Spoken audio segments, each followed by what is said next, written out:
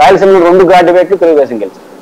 అంటే అర్థం ఏంటంటే ఈ పాదయాత్రలకు సంబంధం లేకుండా ప్రభుత్వానికి వ్యతిరేకంగా వస్తే ఖచ్చితంగా అది మెటీరియల్ అవుతుంది. ఆ మెటీరియల్ స్కోర్ చేసుకునే కెపాసిటీ తెలుగుదేశం పార్టీకి ఉంది. బీజేపీ పూడితారు తిరుపతిరావు గారు మాట్లాడినట్టు నేనంటే తప్పు కొంచెంకి వెళ్ళట్లా. ఒక ఇంపాక్ట్ ప్రజల్లో ఏముందంటే భారతీయ జనతా పార్టీ సరిగ్గా చేయలేదు, అన్యాయం చేసింది అనే మాట ప్రజల్లో ఉంది.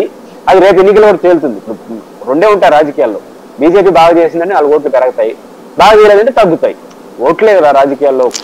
కాబట్టి ఎన్నిసార్లు జగన్మోహన్ రెడ్డి గారు నరేంద్ర మోడీ గారి సమక్షంలోనే విశాఖపట్నంలో చెప్పాడు కదా, నాలాగా భాష జగన్ గారు మాట్లాడకపోవచ్చు, అన్ని చెప్పాడు. పోలవరం, విభజన హామీలు ఇవన్నీ ఉన్నాయా సార్ అంటే అర్థం ఏంటి, చేయలేదని కదా. ఉంటే చేస్తే థ్యాంక్స్ చెప్పి పంపించేసి ఉంటాడు కదా. కాబట్టి నాలాగా విమర్శ చేయకపోవచ్చు కానీ ఖచ్చితంగా జగన్మోహన్ రెడ్డి గారు అందరూ ఇప్పుడు బీజేపీ, ఇప్పుడు తెలుగుదేశం, జనసేన ఏమంటుంది సార్, మీ మిత్రపక్షం ఏమంటుంది, విశాఖ స్టీల్ ప్లాంట్ అమ్మతా అంటే నువ్వేం చేస్తున్నావు అంటున్నాడు. అంటే బాగా కొట్లాడు నరేంద్ర మోడీ అని చెప్పడమే కదా. అంటే మీరు బాగుంటే కొట్టాల్సిన అవసరం ఉంది. నరేంద్ర మోడీ బ్రహ్మాండం చెప్పి మీ మిత్రపక్షం చెప్పట్లా మీరు బాగా చేశారని. కాబట్టి ఈ ఇబ్బంది బీజేపీ ఏ పాయింట్ అయినా కాదు కాదు జగన్మోహన్ రెడ్డి గారు ఒక్క మాట తిరుపతిరావు గారు, మీరు ఢిల్లీకి వెళ్ళి మీ కేసుల విషయం మాట్లాడుకుంటున్నారు కానీ రాష్ట్ర హక్కులకు మాట్లాడలేదని పవన్ కళ్యాణ్ గారు అంటున్నారు కదా. అంటే అర్థం మీరు చేస్తే మిమ్మల్ని కొట్టాల్సిన అవసరం ఉంది. కాబట్టి మిమ్మల్ని ఎవరు దాంట్లో సమర్థించట్లేదు అనే విషయం. కాబట్టి మీకు భయపడతా ఉండేది కేంద్రంలో మీరున్న అధికారంలో ఉన్న రాజధానిలో తప్ప దేనికి మీకు భయపడట్లేదు విషయం గుర్తుపెట్టుకోండి. రైట్. ఫైనల్ గా హనుమంత్ రెడ్డి గారు మీరు ఆడియో మ్యూట్ లో చూడండి. రెడ్డి గారు,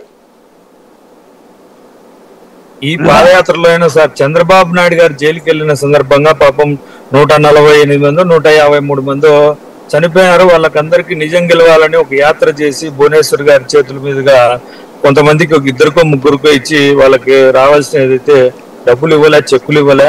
ఈ పాదయాత్ర ముగింపు సందర్భంగా వాళ్ళ తెలుగుదేశం పార్టీ చనిపోయిన కుటుంబాలకు మేలు చేస్తే లోకేష్ పాదయాత్ర సక్సెస్ అయినట్టు సార్. ఎందుకంటే పాదయాత్ర ఎక్కడ సక్సెస్ కాలే, పాపం నిజం గెలవాలని యాత్ర అయినా సక్సెస్ అయినట్టు అవుతుంది.